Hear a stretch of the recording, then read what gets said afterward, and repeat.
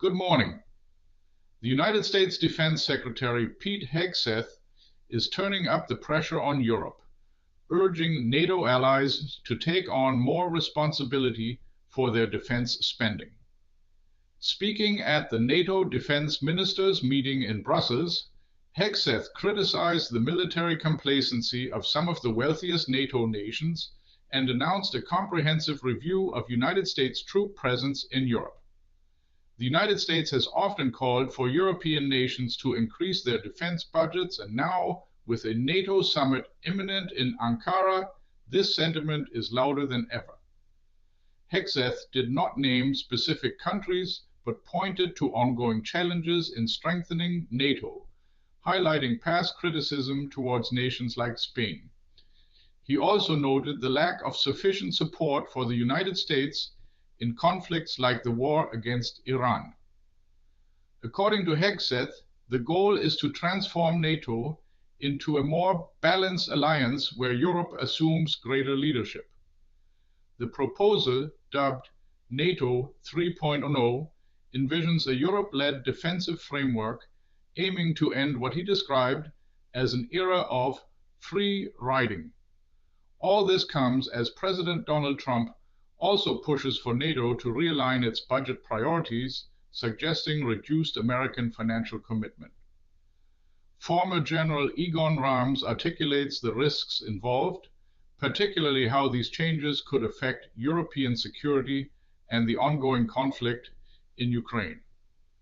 The troop review announcement made by Hegseth sets a 6-month timeline to reassess the strategic placement and presence of American forces in Europe, ensuring the alliance moves decisively towards European-led defense.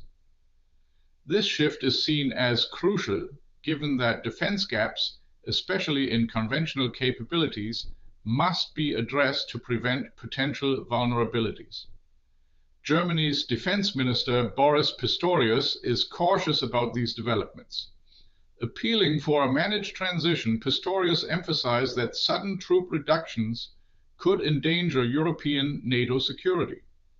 Germany is evaluating which roles it might assume as the United States repositions its military responsibilities. With the NATO summit approaching in Turkey, defense ministers are now focusing on alignment and synchronization of these efforts. The discussions will also delve into how European and Canadian countries are advancing their military buildups. Finland's foreign minister emphasizes Europeans need to take their defense seriously. As plans unfold, the synchronization of steps is seen as vital to avoid creating critical capability gaps in Europe's defense. Pistorius cautioned that some military capabilities can be quickly adjusted for, while others, like precise long-range weaponry, require either interim solutions or more time before adjustments are made. Negotiations with the United States are ongoing to ensure these transitions happen smoothly. With these high-stakes changes on the horizon, European NATO members must decide how to proceed and fill any potential gaps left by shifting American priorities. If this story matters to you, hit subscribe and the bell so you never miss the German perspective. Now tell me, what's your take? Drop it in the comments.